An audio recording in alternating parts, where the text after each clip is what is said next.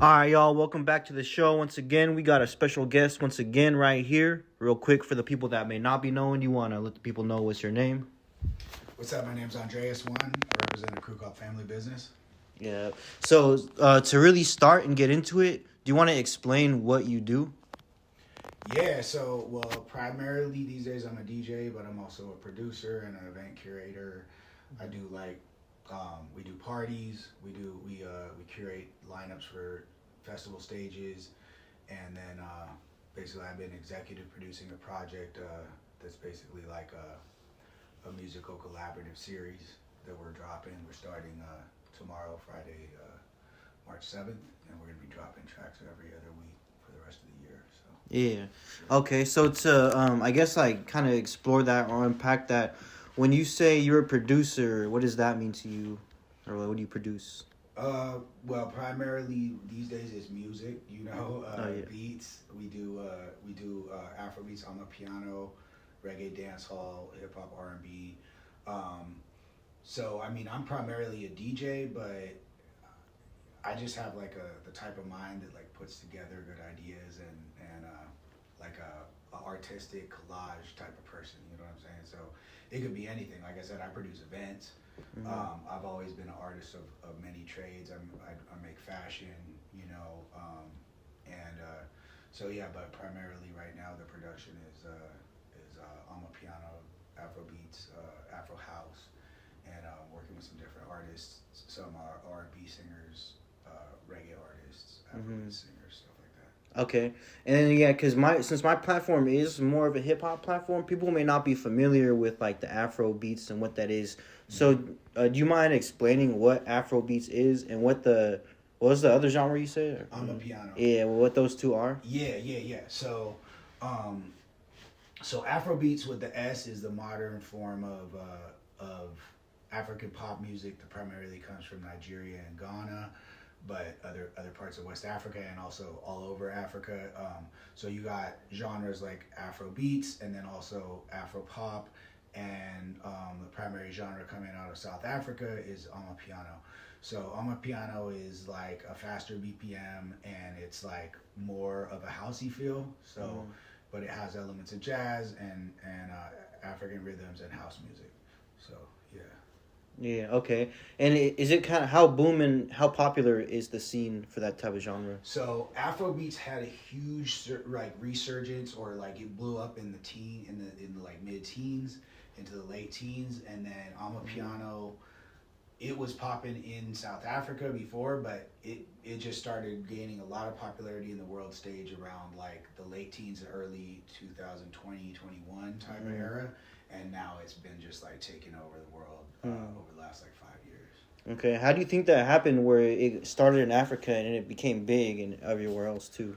I mean, to be honest, it's kind of, to me, it's a full circle because popular music in America has mostly predominantly come from black people who came from Africa originally. So even though like popular music that went from blues, rock and roll, R&B, funk, turned into hip hop and got what you have as modern day rap, all of that you could trace the roots back to Africa.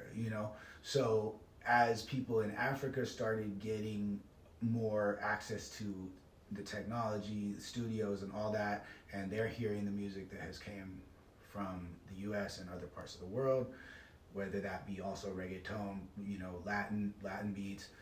They started having that inspiration to like integrate those sounds, and so the modern Afrobeats is like a combo of like influences of hip hop, rap, trap, R&B, and all of that, but like mixed over the beats that are coming from there. You know what I'm saying? So basically, now it's kind of it's a big mashup of everything, but certain artists like Drake and Rihanna, who have put out huge tracks that had like Afrobeats artists on it, like for instance Wizkid or Burna Boy, and some of these artists that are well known.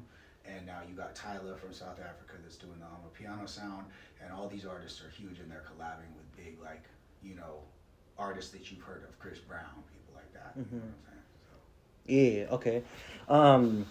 let's see, where do you think the future of this genre is headed towards? Is it looking bright? You think it's gonna get more popular? Hell yeah, it's getting more popular, and like I said, like everybody's collabing with everybody. So you got reggaeton people like Bad Bunny collabing with Afrobeats artists. You got rapper people collaborating. Like I said, Drake. Drake kind of was the first like huge artist, like rap or hip hop artist to bring Afrobeats to the world stage in that sense. But since then, it's just gotten bigger and bigger. So it's just gonna keep getting bigger, in my opinion, and it's also gonna keep blending. Like you got hip hop, R&B, Afrobeats, reggae, dancehall, reggaeton, all these things, and everybody's collabing with each other. So you get little sounds of like the combo of those things. So you get new sounds from all those combinations.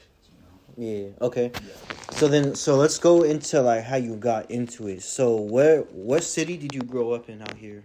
I grew up in Humboldt, so I grew up in the 707. I grew up going to Reggae on the River. That's like the big reggae festival up there. It was like the first reggae festival on the West Coast. So back then it was like reggae, dancehall. When I was a kid, the era was RBL Posse. It was E40. You know what I'm saying? Like that was like the time when that was the Bay Area hip hop at that time. You know what I'm saying? The Bay Area rap that I was listening to. But Snoop and Dre and all that era. We're talking the '90s, early '90s. Early '90s to mid '90s. And then when I was like, when I was in high school, like the shit I was listening to was like a combo of hip hop and reggae, and so that's how I got exposed to that sound from going to Reggae on the River, and of course the cannabis culture, weed culture in Humboldt, growing up there. I moved to the Bay when I was like 18, and I've lived in various parts of the Bay. I lived in the South Bay, San Jose. I lived in the city, little short stint in the city, but mostly in the East Bay, in the town. So like, but I was mainly I lived in Oakland from 2004 to 2016. Okay, so you were there during the Hyphy movement, like peak Hyphy era. Hell yeah. Yeah. Hell Okay. Yeah. Yeah. What's your craziest memory from being around the Hyphy era? Craziest thing you've seen? Yeah, Hyphy movement. I mean, it was lit. It was just like, dudes on the freeway, everybody, the whole car bouncing, hot boxed, everybody with dreads, like the whole car. You know what I'm saying? It was lit. It was lit. Yeah. I was gonna say, what's one difference you see in the culture, like how people act, or just how things are in the Bay Area back then versus right now in the Hyphy era, 2006, 2007, compared to right now?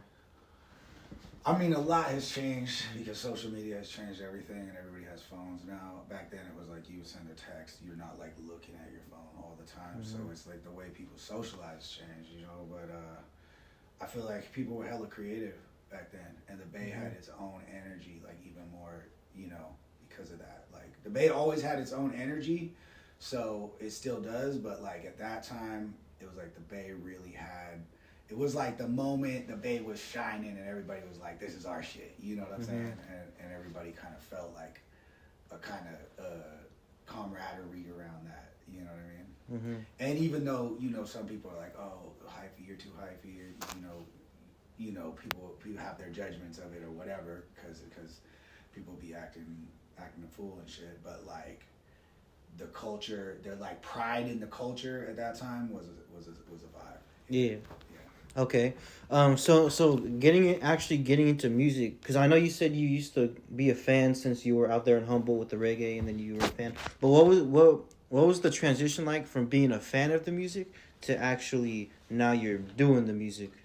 Yeah, I mean, I started writing rhymes in like high school, and then when I moved out of Humboldt and moved to the Bay, started hanging out with some more people that knew how to freestyle, and like I started rapping and freestyling and like being part of that. And then plus I was also just around people who were in bands, so I was kind of like, I started more as like an MC and just being in ciphers and freestyling, writing raps, started recording, had a couple little crews here and there. I was in a couple different reggae bands over the years. And I was always, because to me, I always listened to reggae as much as I listened to hip hop. So those were kind of my two genres that I was like the most into. And so my crews were always like you know, one dude would sing and rap, or one dude would sing, one dude would rap, and one dude would do like reggae vocals, or like, you know what I'm saying? So that was kind of the vibes. Yeah. Okay, so you were in kind of like a band? I was in a couple different bands. Yeah. I worked with one band in Berkeley called 7th Street Band. They're still they're kind of big in the local reggae scene. They back all the reggae singers when they come through town and stuff. So I rocked with them. You know, some of the reggae sound systems that are still going, like Ja Warrior, Shelter Hi-Fi, Bay Area Legends, Ashanti Hi-Fi. These are dudes I've known for 20 years. You know what I'm saying? Like, and they're all part of that same scene. Reggae on the River, Gorilla Takeover. These guys. Yeah. Shout out Gorilla Takeover, Reggae on the River. Okay. What were some of the things you were doing, like when you were part of these bands? What were some things you were doing as an independent musician to push your music back in those days? Yeah, I mean, back in those days, you had to really get after it, and it was really about how good of a people person you were, and then also just putting shit out. You know what I'm saying? Like, you had to have physical copies, though. You know, there was no streaming, so it's like we were literally burning CDs. You know what I'm saying? Like, you get a CD burner and you sit there and wait for it every time, you know, to burn. You know, some people had like the one that could burn like a bunch all at once. You know, a lot of us just had like a computer. You know what I'm saying? You just burn your CD, pull it out, put a sticker on it. You know what I'm saying? Or maybe write on it with a marker, throw it in a case, put your artwork on it. You know, I make art. You know, I'm a graphic designer. I make visual art. So I would always do my own branding and all that. You know what I'm saying? But it took a while to learn like what works, what doesn't work, and all that. You know. But yeah. Okay. So yeah, back in those days, what would you say your biggest accomplishment was back then? You would say that was like an era of your life, and then you transitioned? Yeah, definitely. I mean, back then I was doing fashion also. So I had a clothing line. I would take it to all the reggae festivals, the EDM festivals, like kind of like. So I was always kind of between like hip hop, reggae, and like electronic music were all like in all sides of me. So and I was making fashion, so people knew me as the dude who made like my fashion line is called Peace Fits, and people knew me as the Peace Fits dude, but they also knew me as like an MC, and you know, I didn't even start DJing until like 2015. So then when I started DJing, that was also when the Afrobeats was having like a upsurgence, and so I was into hip hop, I was into dancehall, reggae, and then Afrobeats, and then also like I said, electronic music, house music, and all that. So it's always been like a little bit of all of that, you know. Yeah. But sorry, I went away from the question. No, it's all good. Oh yeah. I was talking about like, what would you say before the DJ? My biggest accomplishment. Yeah. I mean, I definitely made an impact on the scene with my clothing line. Like, I would see people walking around wearing it. I seen people, you know, there's an artist named Kabaka Pyramid. He Grammy winning reggae artist. He had a couple of tracks with Damian Marley. He was wearing my clothes in the Damian Marley video, you know. Oh, the music video? Yeah, the music video. For which song? Damn, bro, I can't even remember the name of the song right off top right now. It's good. We'll find it. I'll have to look it up. And then, Protege, another huge reggae artist. He was on like the Sway in the Morning show, rocking my shit. It said peace on it, you know. Just you know, stuff like that. Seeing my brand walking around on all these different artists, and then just people that I didn't know. Like, you be in the airport, see somebody rocking your brand, like it feels good, you know, and then you know you kind of made a little impact on the culture. And so certain times people would see me at an Oakland Street Fair, Art and Soul, or like the Laurel Street Fair, or even back in the day it used to be the Ashby Flea Market, you know. They used to have the Ashby Flea Market out there, and we would sell the clothes. We would be out there selling CDs, you know, reggae CDs, different stuff like that, and yeah. So yeah, just getting our stuff out there, and then people coming back like, you know, 5-10 years later, like, yo, I still got this piece. You know what I'm saying? So that was mainly, like I said, I was doing fashion almost like more than music back then. So you know, but sometimes people will pull out my CD from like 15 years ago and be like, yo, I still got this one, you know what I'm saying? Like the same shit. So it's kind of cool, you know, you like touch people or whatever. Yeah. Yeah. Okay. So now fast forward to today's time, because you mentioned DJing. So now you're really like, I guess, would you say you DJ? That's your main. So now, how did you go or explain? Okay, yeah. So explain like, what do you do as a DJ? What have you been doing recently? What's your role as a DJ? I mean, basically, it's a combo of things. So it's like collecting music, being like knowing music, having good taste, having unique taste that's different than what everybody else is gonna do. You know what I'm saying? Mm-hmm. For me, it's like there's certain kinds of DJs that they just play what everybody already wants to hear, and then there's some DJs that they take it serious to find new shit and school people on something new. So like as we were talking about, like especially because of like the scene I'm in like a couple different scenes. Like sometimes I'll be in the urban hip hop scene, sometimes I'll be in the electronic music scene, sometimes I'll be in the reggae scene. So I feel like as a DJ, it's my job to like introduce people to new music and play stuff that they haven't heard yet. You know what I'm saying? I mean, sometimes you want to play shit that they have heard, so you do a remix or you find a dope remix that's like a familiar track, a familiar beat of one thing, and then an artist that you never heard them spit over that track or whatever, or sing over that track. So you mix it together. You know, that's the first job of the DJ, is just knowing music and finding good music. You know what I'm saying? Other job is like learning your equipment, having technical skills, knowing how to rock a crowd, knowing how to not train wreck, you know, all of that. So actually knowing how to DJ, that's part of the job. And then like, how do you get yourself out there? You got to promote yourself. You know what I'm saying? You got to either get booked for shows or throw your own shows. And so, you know, I do a little bit of both. I curate my own events, you know. So that's how Family Business came around. So Family Business is the name of my crew. It's like a collective, it's an event series, and it's also now kind of like somewhat of a record label, because we're producing music as well. You know what I'm saying? So yeah, as a DJ, I do a lot of different things. I wear a lot of different hats. But I think like from back in the day, like in the old days of hip hop, that was like the DJ's job. The DJ was not just DJing. The DJ was making the beats, curating the beats, and creating the platform for the rappers or the MCs to spit. You know what I'm saying? So, and for the dancers to dance. You know what I mean? Because it really was a party if people ain't dancing. You know what I mean? So that's a big part of it. You know, we call it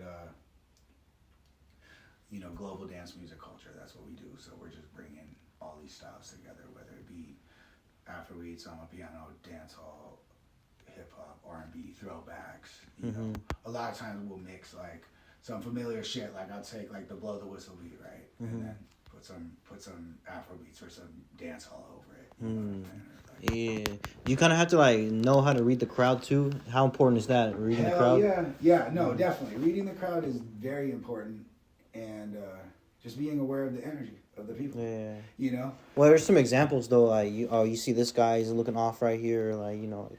I mean, usually it's just like the general energy of the whole crowd is like, if it's lit, it's lit. But if it's for some reason it's not, you sometimes gotta be like, okay, what am I doing?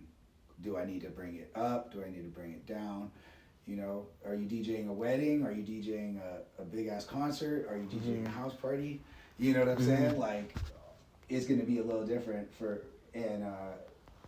you never want to clear the dance floor though, you know. And if you're a DJ and you're like, damn, I put on a track, the dance floor starts to clear out. You're like, okay, I need to switch this up immediately. You know what I mean? Like find something that's gonna make a move, you know. And yeah, you gotta read the crowd. Do they feel more like they want to hear throwbacks, something that they want to hear shit they're familiar with? They want to hear bangers. They want to hear some sweet, sexy shit. Like, who knows? You know, you just gotta like read it and kind of vibe it out and see what it feels like. Yeah. Okay. Yeah. All right. Let's see. So, how did Family Business come together as a collective? And do you mind going into depth on what that is? Yeah. So, I had the concept for Family Business because I like the name, right? Because I'm all about repping for the fam and standing on business, you know. Yeah.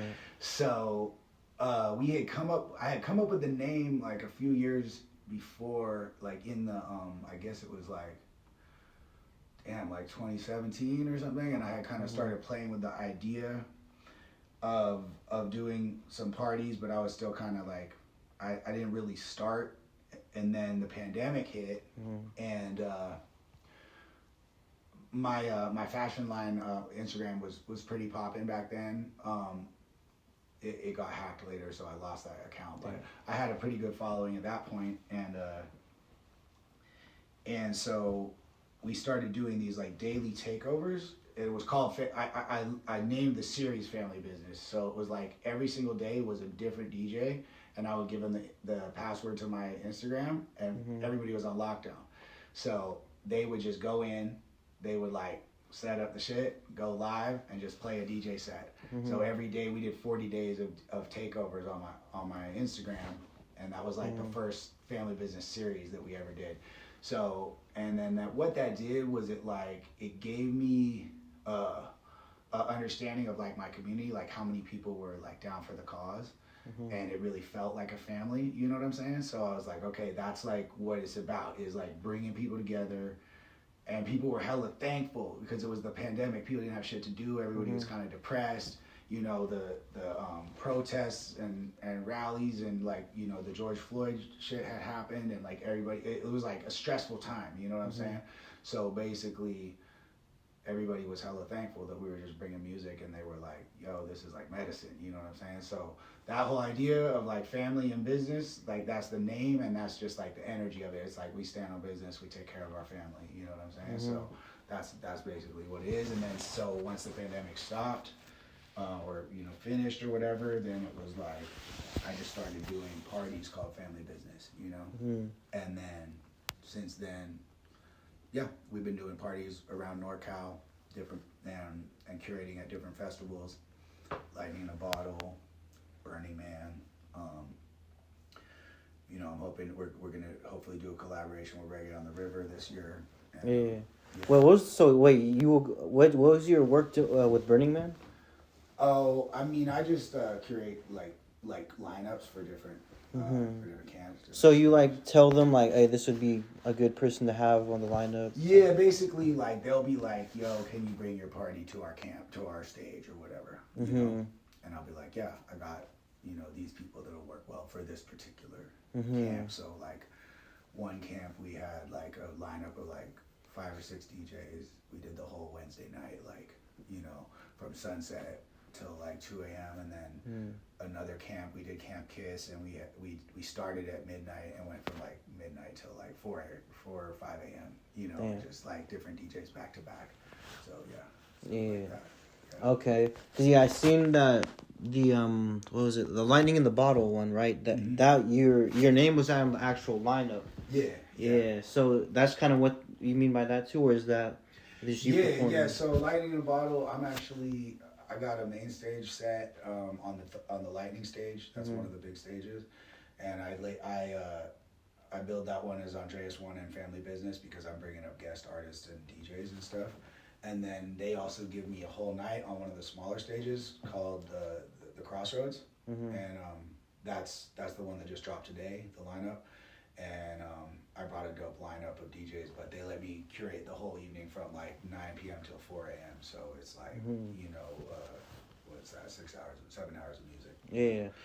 Yeah. So how did you though like initially get your foot in the door with these festivals? Because they are big festivals. I'm sure it's not easy to just get like that locked in with them.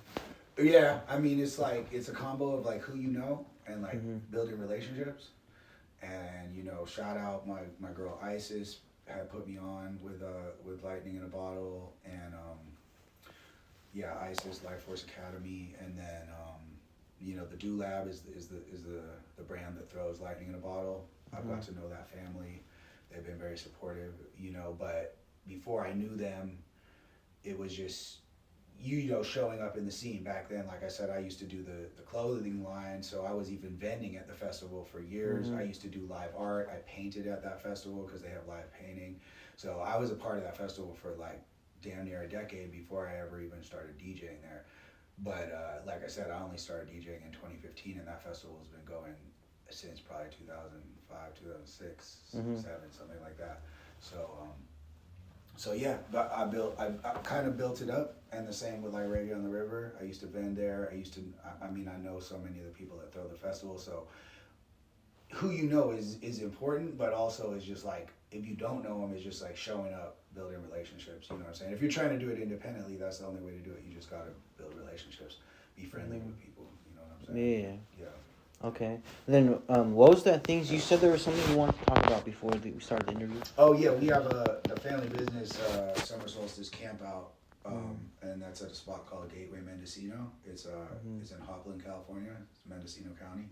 So yeah, we're doing a Campout. It's basically like our own mini festival. We got like 2 full nights and days of 2 nights, 3 days of music programming, music, healing arts, yoga, dance classes, food, just fashion. You know, we got Chris Baby in the building. Bringing the fashion. So you're putting together actual festival and everything, pretty much. Yeah, it's a mini festival. You know, it ain't big like these ones that I am talking about, like Lightning in a Bottle. That's a 30,000 person festival. Burning Man is 80,000, 60. Yeah, but even then, like 2 or 3 days. So that comes with a lot of planning and a lot of preparation. Still, what would you say is the hardest part about being like organizing something like that? Well, there's hella logistics. Yeah, there's a lot. So shout out Gateway Mendocino, my boy Justin and Val. They handle a lot of the logisticals of that particular venue. You know what I'm saying? Because that's their venue. So, but yeah, you just kind of gotta have a team. You know, because you can't do everything yourself. Especially like we're trying to curate the music and bring like make sure the artists and the DJs and them are taken care of. So you know, if you're doing something like that, like a festival or a camp out, you gotta have lodging, you gotta have bathrooms, you gotta have, security, all that shit. It's like, if you were to throw an event or a festival, an event or a concert, you would do it for what, 3, 5, 7 hours or whatever. This is like, we're talking 2, 3, 4 days, of like, you gotta have security, you gotta make sure that, shit gets cleaned up. This is all of it, so it's a lot. Yeah. Okay, so when did you say this is happening again? That's going to be the weekend of June 20th, 21st, and 22nd. Okay, so we got some time. We got some ways to go. Yeah. But the most exciting thing right now that we're doing is we're dropping this track tomorrow, and we're starting this series. So, yeah. So what's that about? So, the family business collaboration with Dojo in the Sky. So my boy David at his studio is called Dojo in the Sky. He's based in LA. We linked up a couple years ago at LIB when I had my set there, when Chris Baby was first there too with me. We did a Thunder Stage set. That's where we linked up, and we started fucking with each other on the music, and he started making the Amapiano beats, and so since then we've been like collabing, and we're our first track, his first drop, is with a Grammy-nominated dope ass artist, Black Hero. So we're dropping that track, Shine Your Light, tomorrow. Shine Your Light, Black Hero, Andreas One, Family Business, Dojo in the Sky. That's like the collab. And then we have some other amazing dope ass tracks in the pipeline. You know what I mean? Artists like Kaylin Arnold, she's popping. Kes Cross, he wrote a few of the songs on the Chris Brown album that just won Grammys, so he's a Grammy-winning writer now. Sean Kuti is going to be on one of the tracks. That's Fela Kuti's son. So yeah, hella dope ass artists that we're collabing with, and super excited to just be like pushing out music every other week from starting tomorrow and going forward for the rest of the year. Yeah, what was the series? You said it was a series too? Yeah, so it's family business in collaboration with Dojo in the Sky. Oh, okay. That's just like it's basically like a series of singles. We're basically just dropping it. So it's not an album, it's just a series of singles, but they're all gonna like have matching artwork and matching vibe, but it's different artists. And then we're just gonna start collabing the different artists together on the tracks and stuff like that. So okay. Yeah. Shit, alright. So yeah, before we wrap it up too, is there anything else you want to highlight or cover, part of your story? Yeah, other than that, We got, we do events all year. So Yeah. we're doing this pool party at Coachella at this hotel called Royal Sun Palm Springs. It's during Coachella? Yeah, it's gonna be like Coachella weekend. I think we're doing weekend 2. We're still working out the final details of it. It looks like we're doing weekend 2, Sunday, pool party at the hotel, just daytime. So it's like, a lot of people stay off-site at Coachella, so they're looking for something to do in the day before they go over there because it's hella hot. They don't want to just be at Coachella all day long, Right. So they can pull up to the pool party, you know what I mean? And we're collabing with some dope-ass other DJs and event curators. Foreigner, Danny G, part of Family Business. Shout out Afromantis Collective. Shout out Foreigner. And You said Afroman? Afromantis. Oh, okay. That's Okay. That's the name of their collective. Yeah. Okay. But that's just another homie I work with from LA. So yeah. Yeah. I mean that's pretty much it. I don't know. I'm trying to think if there's anything else that would be but yeah, just shout out to make sure to like check out the platforms. You know what I mean? Family Business. It's spelled with no vowels, so it's FMLYBZNS, and it's the same on all platforms. We got the the YouTube. Subscribe to the YouTube. We got the TikTok, Instagram. So yeah, and then it's about to be. I have an artist profile on all platforms. Apple Music, Spotify, and all that. First track dropping tomorrow. Yep. All right. Y'all stay tuned, man. First time interviewing someone in this genre. Link in the bio. Y'all stay tuned.